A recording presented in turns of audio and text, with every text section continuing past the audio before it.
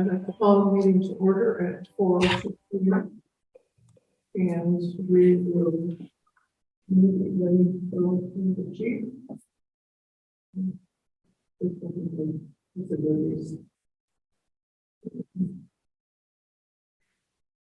Thanks everybody for being here. This is another special meeting of the Fire Commission to hopefully move towards finalization of the levy plan that we have in place. And I'll be showing some documents today. Our legal counsel, Brian Snur, is on meeting. Our financial manager, Patty Markell, and right now we're missing our secretary, but she can take notes from the recording of this meeting and publish those notes. So APB's on as well. I'm not sure if that's Pat or if it's somebody else from the APB. And then we have our three commissioners present at this meeting. So I'll go ahead and start. For a number of meetings now, we've been deciding whether we are going to be taking a levy bond combination, a bond, a loan. And through these meetings, the commissioners have decided to take a 45-cent levy only and not a bond at this time. So with that stated, the final paperwork has to be to the county August 1st. And Brian, please let me know if I'm misspeaking about anything. August 1st is the deadline for all of the paperwork to be submitted. Some of that paperwork is identifying pro and con committees. That's required by law to publish that out for people that are pro for the levy and people that may want to speak out against the levy, and to have those committees established. There's a resolution that needs to be done as well, an explanatory statement for the need of the increase. And there's a PDC guide, public disclosure committee guideline. And Brian, I'll have you cover that because that's quite the document, and I want to make sure that it's being presented correctly. And then we also have a Word document that will show about a single year permanent lid lift and what is required there. So at this point, Brian, do you want to take over and let us know about the rules and regulations again regarding taking a levy, what can and cannot be done, and then review the PDC document for us?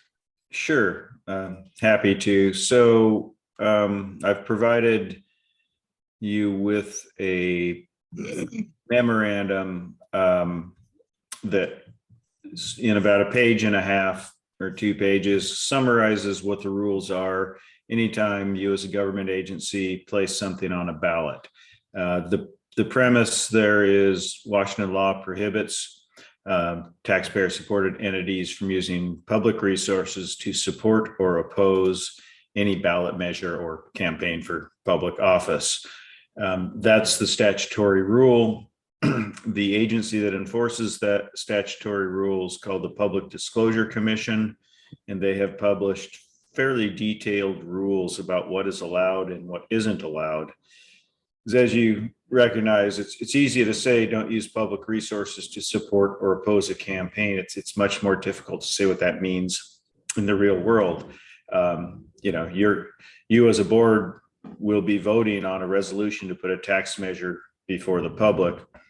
Presumably you wouldn't be doing that if you didn't want it to pass, right? You're not doing it just so you can feel rejection again. So it's always a difficult set of rules. They're very subjective when applied in practice.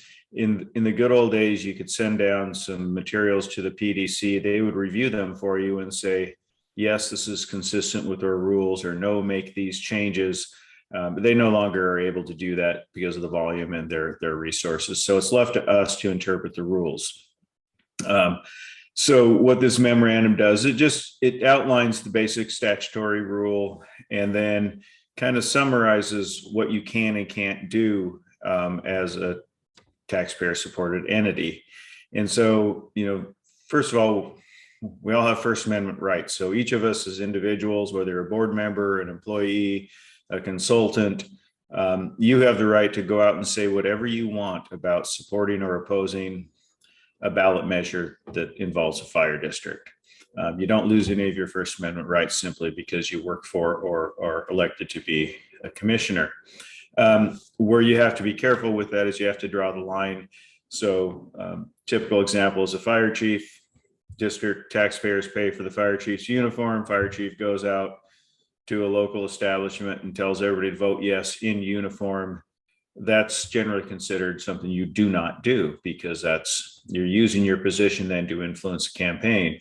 Whereas if your fire chief goes out in civilian clothes to a local establishment and is talking to somebody and says, "Oh, I'm the fire chief, but I'm speaking as an individual. I'm not being paid to be here," or anything like that, then the fire chief can say whatever they want about a ballot measure.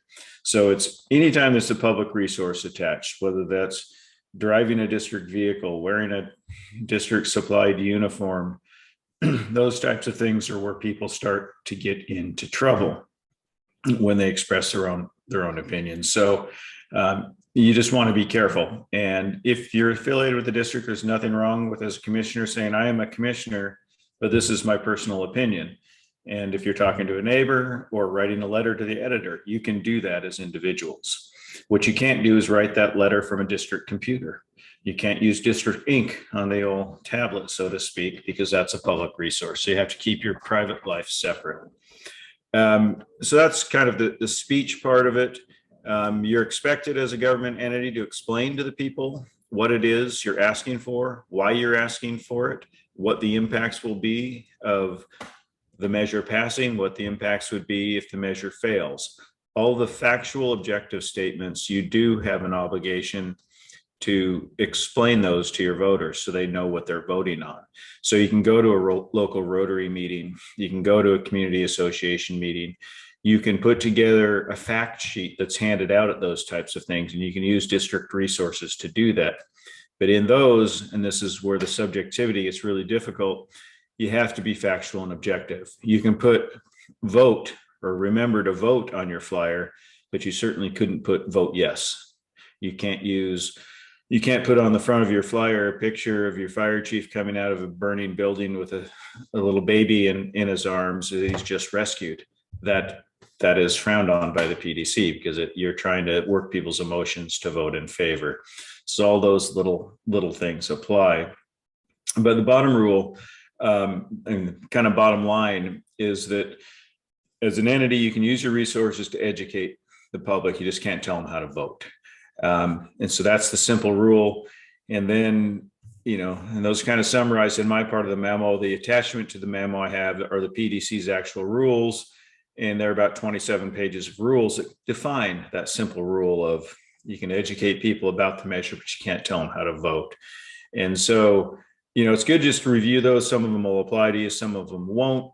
For instance, you can do a district-wide mailing with the facts and objectives, and you use district funding to do that. You could never put up a campaign sign or anything like that, but you can use that as educating. You couldn't do 3 mailings, you can do 1 mailing, because that's what the rules say. So it's, if the board puts us on the ballot, then, and I've talked to your chief about this, when you put together your fact statement, I'm happy to review it. And I'm ultra conservative when I review these and tend to irritate people by taking out words that seem harmless, but I always think the PDC could complain about. And then once you send it out there, the PDC is not out there policing you. It's your citizens that are policing you. So if there's someone out there that thinks you're trying to tell them to vote yes and is using their taxpayer dollars to do that, they would file a complaint. The PDC will then investigate those complaints. You get an opportunity to respond, and then there can be fines and penalties if you're deemed to have violated the public disclosure rules. So in a nutshell, that's a memorandum. All the details are in the PDC rules, and they are written so that you don't have to be a lawyer to understand them if you skip down to where the table charts start. And that's on page 7 of their guidelines. So just something you want to skim through, see how it applies to you, and just think before you speak when you're talking about your levy measure, assuming that you put it on the ballot. So that's the PDC rule memorandum. I'm happy to answer any questions or try to answer any questions, whatever the case may be. I'll forward that to you as well. I wasn't going to print it out for you today because of how many pages it is. but I'll forward that to you in an email so you guys can look through it if you wish. Any questions? Did you want me to continue on and talk about the other documents, Chief, or? Please. Yeah, Okay. I can attempt to bring those Yeah, documents. if you want to bring the resolution up, that'd probably be the first one to talk about. Okay.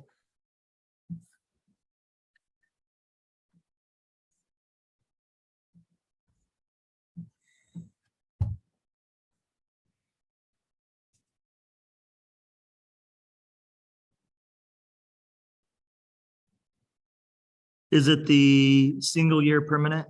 Yeah, yeah, it's WM5R6. Then single year. Yeah, that's it. Okay. All right, so what you're looking at is the draft of the resolution. This is the document the board would vote to approve if you want to put a tax levy on the November ballot. This is the document that will be filed with the county if you approve it. So I mean, you pass resolutions all the time. I don't need to explain what a resolution is.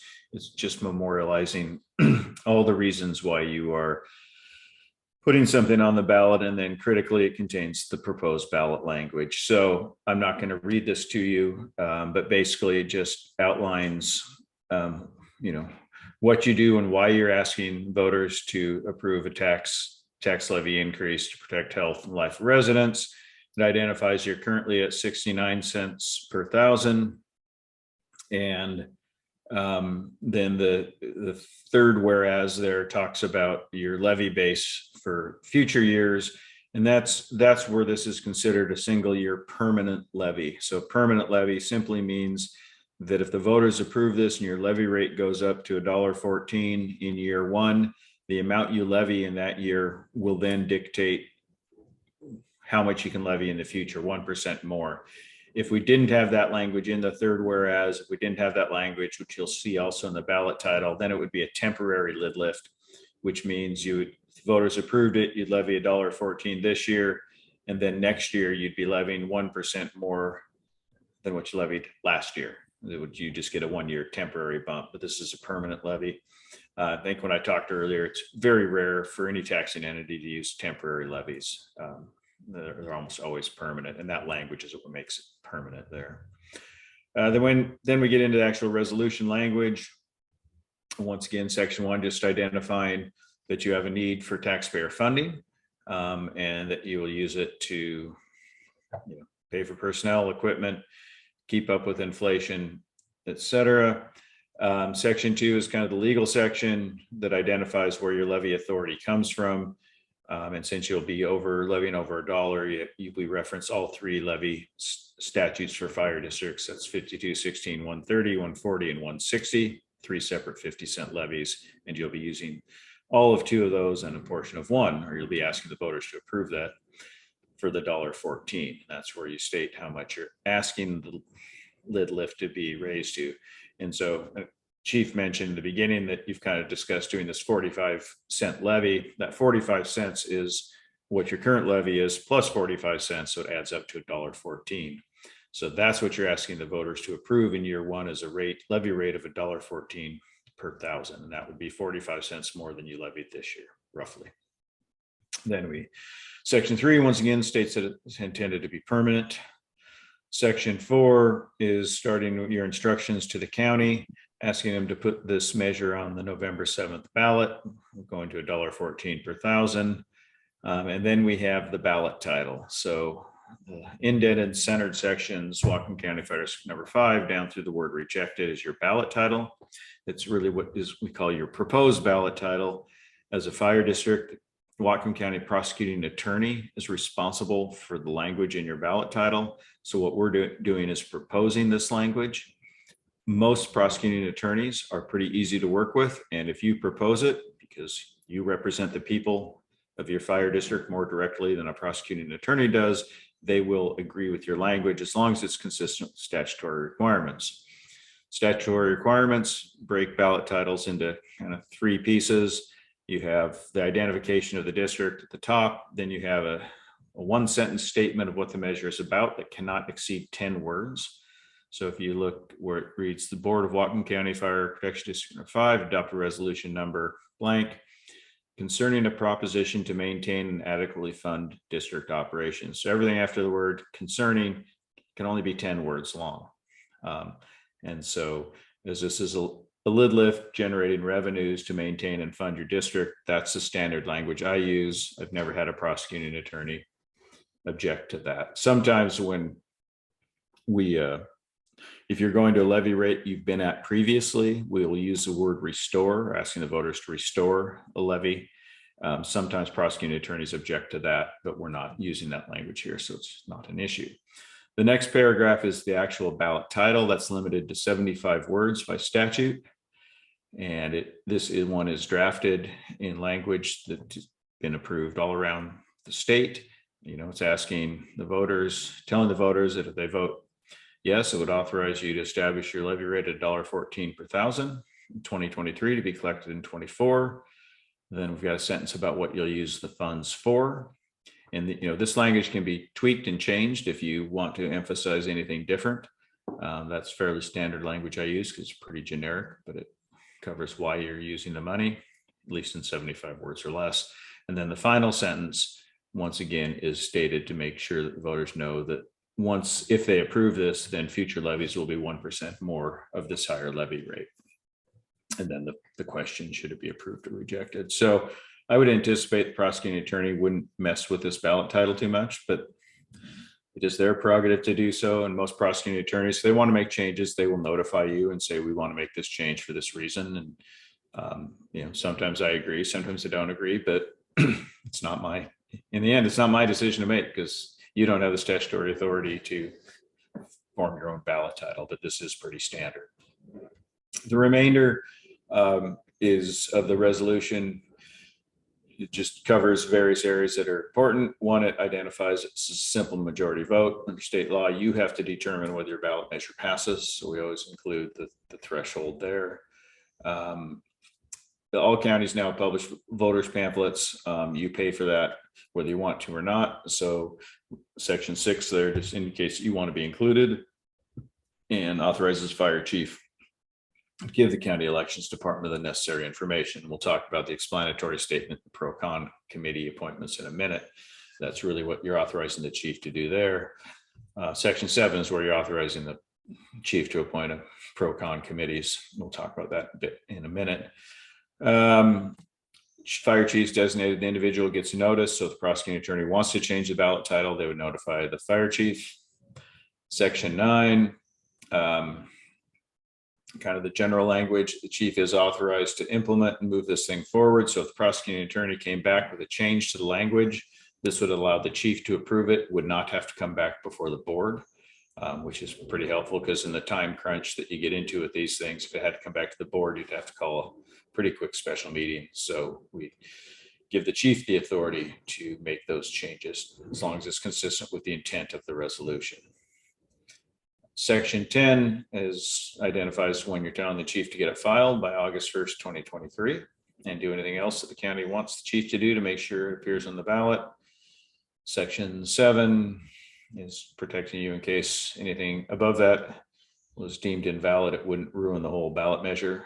I don't think anything above that is invalid, but you know, we're lawyers, so we cover all the bases. Section 12 is design. This doesn't apply to you really because you do everything correctly, but if there had been a meeting that wasn't properly noticed, this would make that little issue go away. That's the intent of it. And then this, as with all your resolutions, generally they're going to take effect immediately upon passage. So that's what the resolution is. And once again, the substance of it is the ballot title. You know, the rest of it, if you want to tweak the words, we can. If you want to tweak the ballot title, we can. Just keep in mind, you only have 75 words, so you can never provide as much explanation as you want in the ballot title itself. It's fairly narrow. So I don't know if there are any questions on the resolution.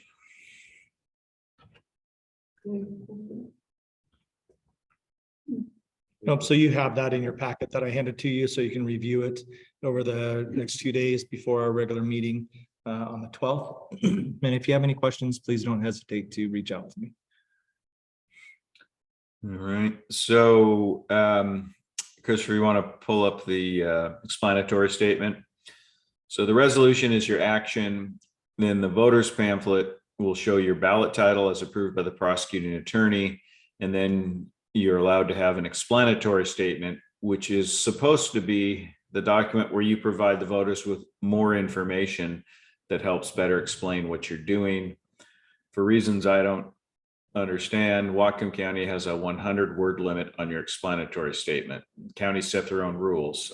Most counties have a 200, some counties have a 250, some have a 175. 100 words is only 25 words more than the ballot title. So it's not like it gives you a lot of opportunity to say everything you want to say. As opposed to the ballot title, the explanatory statement under law has to be approved by your legal counsel. So what I generally do and what I've done here is I've provided you a draft that meets the requirements.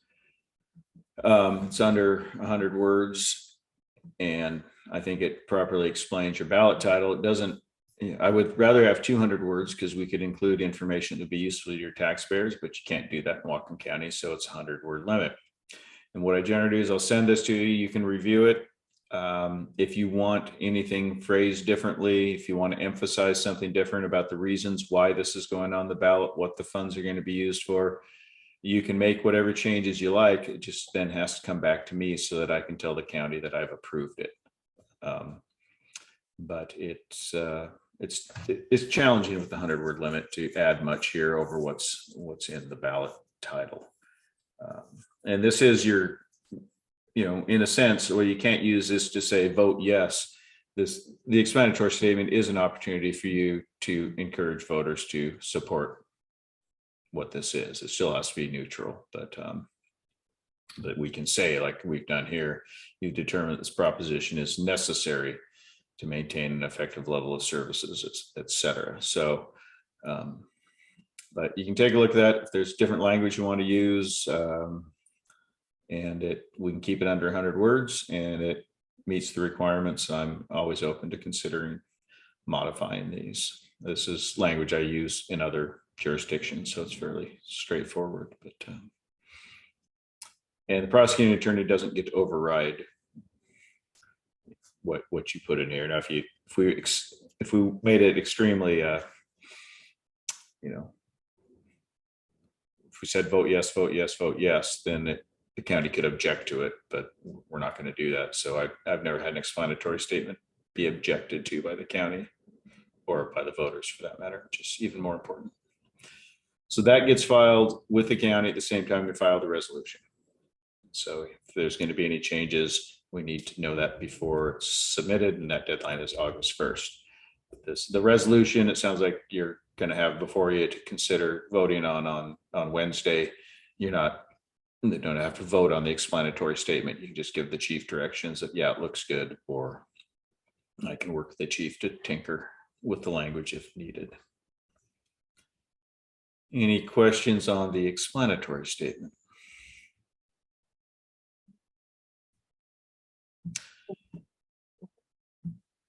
All right. The kind of last document I think that I've been tasked to talk about is the kind of the pro-con committee appointment process. The document I provide is an advertisement that you would post on your website. So that's people the appointment form, which is fine, Christopher. So I provided a document that you can use to put on your website, advertise in local media. All Points Bulletin perhaps would be the local media.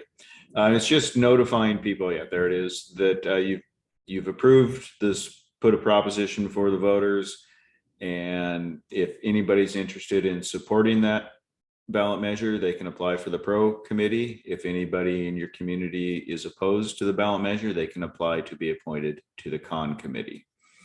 And so the recommendation is, let's go on your website, this be sent to the media. You don't have to pay to have it advertised, but you can provide it to the media if they do community postings, that type of thing. You could pay to publish notice. It's all discretionary. None of this is required. You're required to use reasonable efforts.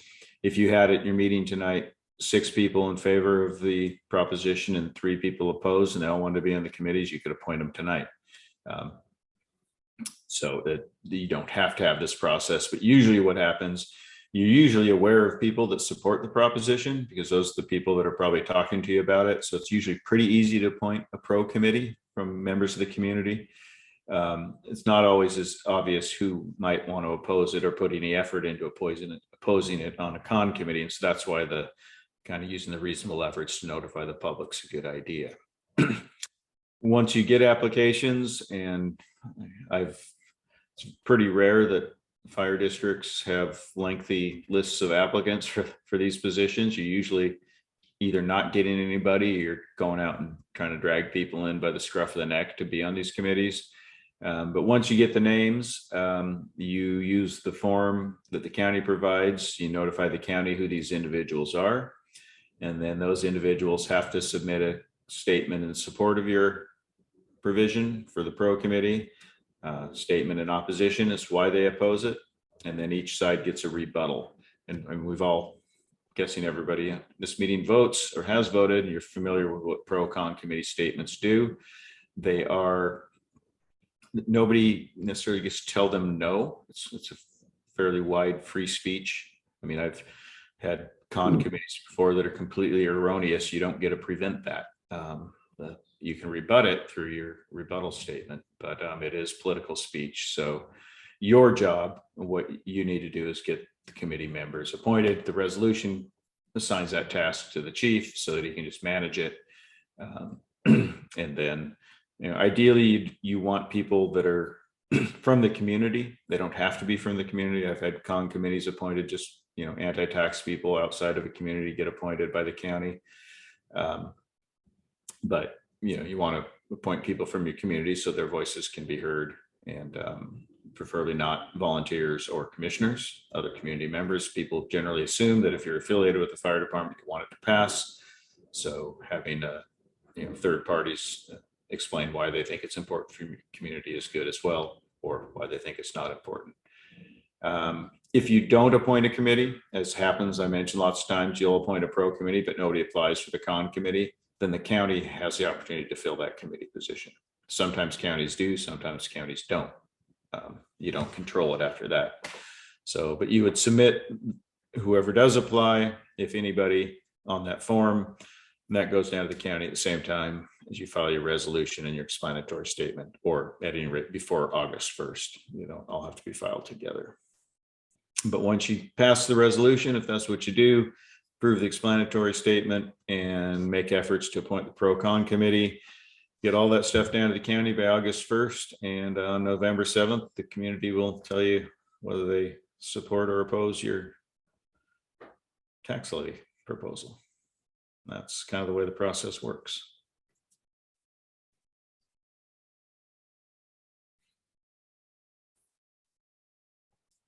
Any questions?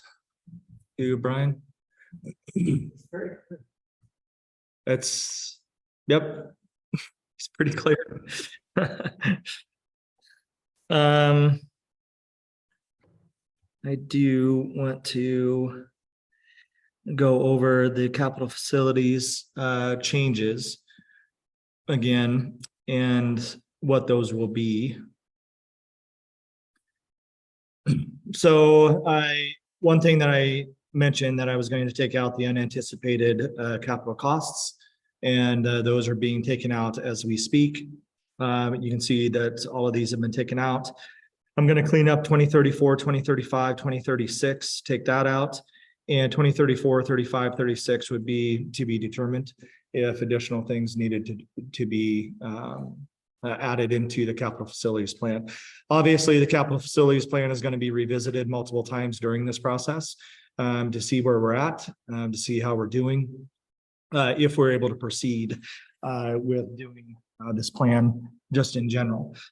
That will get our costs down to around 4 million, right above 4 million versus 4.2 million. And I'm still haven't heard anything on the radio grant. So what I would ask for the commissioners this evening is, once those changes are made and we get rid of this unanticipated cost, down here for 2036 and put these as to be determined through 2034, 2035, 36. Because again, as we move through this plan, if financially able to do so, updates and changes are going to be made due to the dynamic nature of this. So if I can, once I have another meeting with the county and get this corrected, if I have permission just to go ahead and post this to the website versus having to come back in another meeting to get your approval for those changes. And those are the changes that are being made. And you'll send those out to us? Yeah, so, yep, I'll send it once it's finalized. I'll send it to you and then I'll post it on the internet on our website for the public to view as well. So that's very, very basic changes. There's no other language inside, that I've been told of that's changing because of this. There might be, I don't see that there's going to be another table that's changed because of this either. But if there is, I'll let you know. So you have that information. So if you would want to give me approval to do that as commissioners, I'll go ahead and move forwards with that. And the motion. You got a motion? Yeah. Okay, so thank you. I'll go ahead and move forwards with that.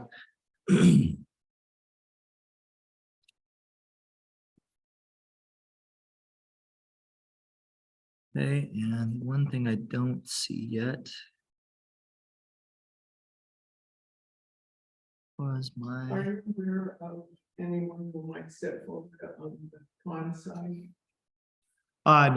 No, I plan on publishing that after Wednesday's meeting, if it is so chosen to validate all of these resolutions and to approve the documents to be sent to the county.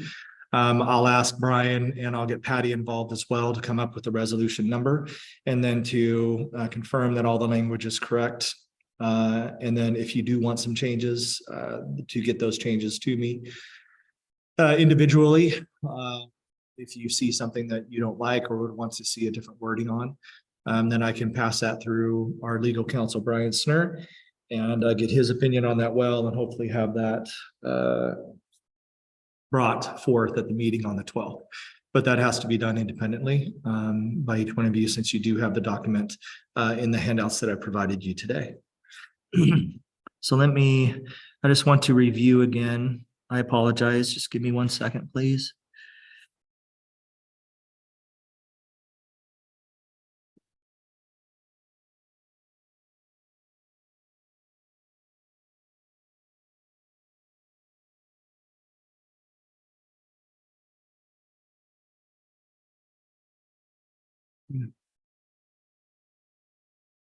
So this is show.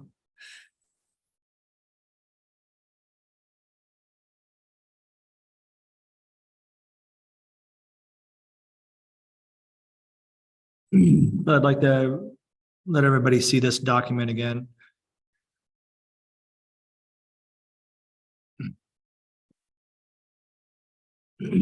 So can everybody see the monthly cost on the right-hand side?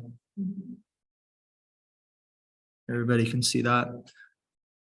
So just to bring this up and go over it again, the current cost for a $250,000 home at a 69-cent levy is about $173.36.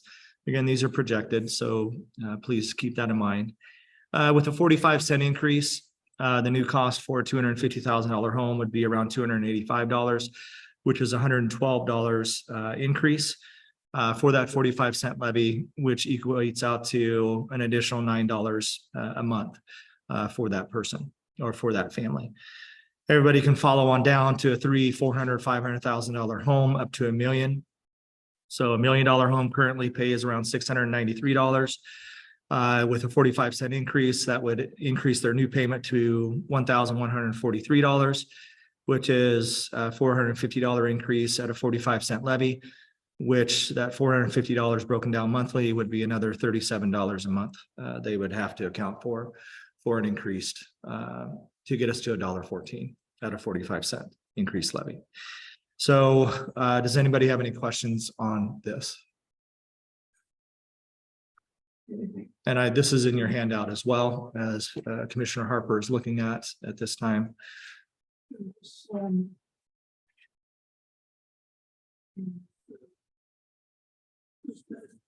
from the county's assessment. Yeah, this is, so at the bottom there, I have numbers are based off the current community value and the levy rate of 69 cents per thousand and $1.14 per thousand for the new levy rate. So this is based off of current valuation, and obviously this is not a finalization from the county. These are projections to the best of my mathematical ability. So it could be a little bit more. You could have a plus or minus. Nothing's finalized until the county stamp is on it. Yeah, but these are the projected of what people are currently paying around for current valuation of their homes. My reassessed value for my home is over $600,000. So I'm going to be paying an additional between $18 and $28 a year is what I'm going to be paying for my residents. So the fire chief has to pay this as well. I don't get a free charge here just because I'm the fire chief for the district, but it is levied against myself and my property as well.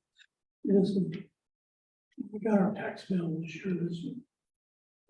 Yeah, our tax, again, the current is what you're paying. So if you have a $500,000 home, your tax bill for this year should have been around $346.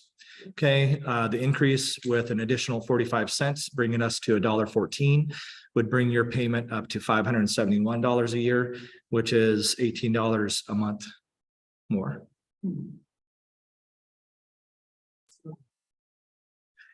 Well, in our last meeting, some people wanted to equate that to how many lattes that would be at Starbucks.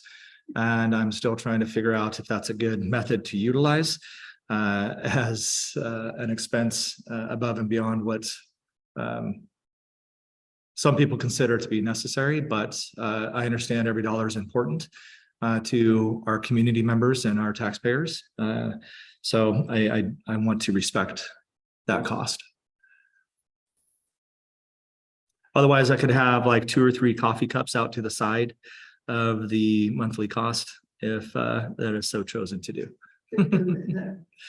It has been done in the past with other jurisdictions and other election cycles. But I want to make sure people understand that this is based off of a 45-cent increase, bringing us to $1.14, and the cost, projected cost associated with that, depending on the value of the homes. So does anybody have any questions on this? This most likely will be published in our flyer that we publish out to the community, and that will have to be approved by our legal counsel, Brian Snur, obviously, and get his input on that and go from there. When do you hope to do that?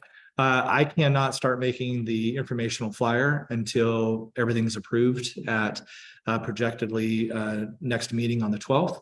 If we fall into some difficulties that meeting, then we would have to have another special meeting after that in order to approve the documents. But you need to understand we're going to be at July 12th, and we have until August 1st to get all of this straight and get it delivered to the county in time for them to get this on the November ballot. Brian, can you, if something is wrong after we submit, can you explain that process? Well, I mean, nothing will be wrong. No doubt about that. I think you've thoroughly analyzed this, but if there was an error in the ballot title or that was a change, it would just be a back and forth with the county and us to change it. If you made an error in your promotional materials, there's no process or anything. You just end up having to explain to people why you made a mistake. So, but it's a pretty streamlined process. So the county wants them by August 1st, so they have time and they review things pretty carefully. So, mistakes do happen from time to time. The key thing where you can't have a mistake is in your ballot title, and that is heavily scrutinized. So there won't be any uncorrected mistakes there, but you will have time to correct things if there was. Okay, thank you for that.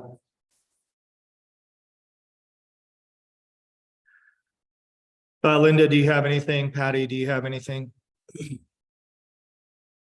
So Patty, I'll need to get together with you for the resolution number along with Linda.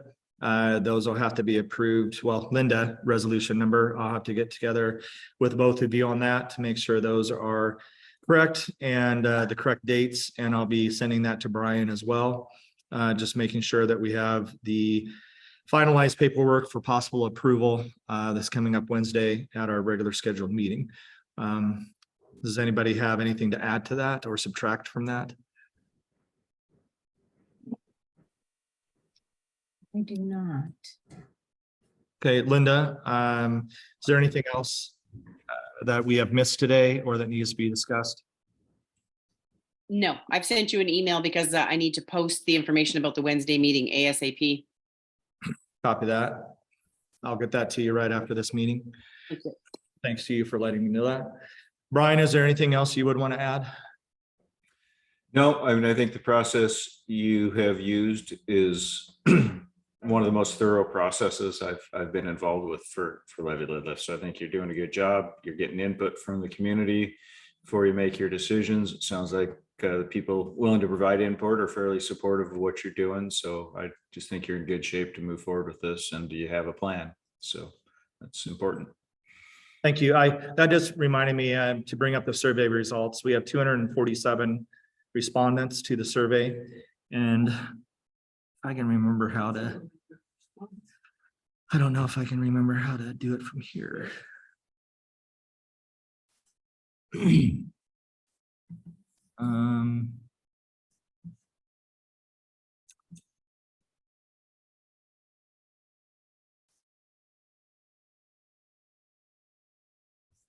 Give me 1 second and I'll bring up the survey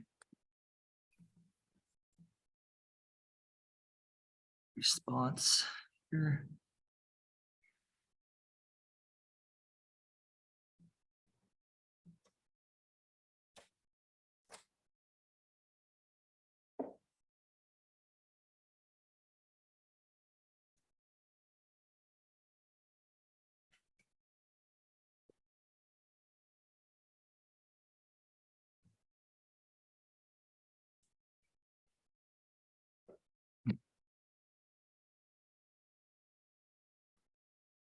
Apologize for the wait.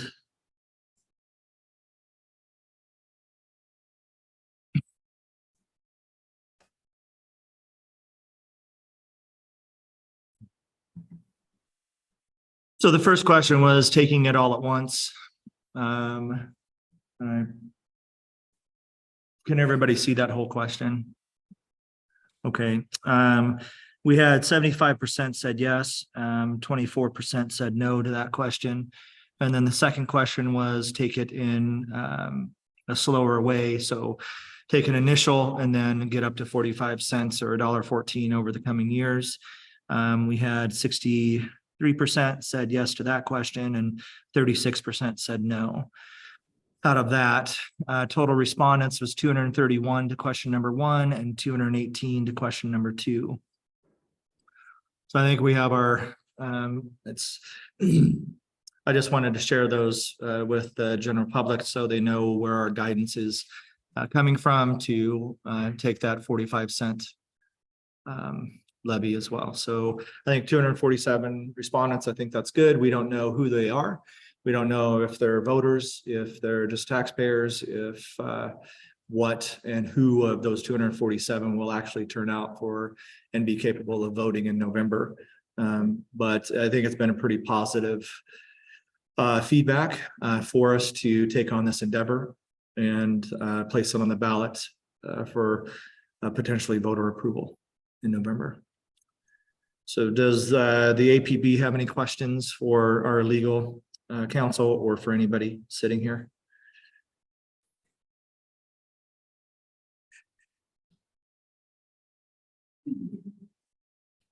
Okay.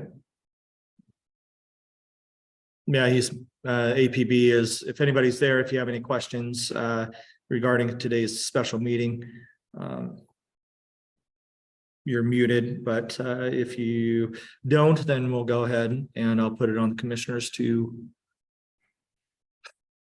finish the meeting. Any other discussion? I think, I would entertain a motion to adjourn. You can motion the adjourn special meeting at 4:47 PM.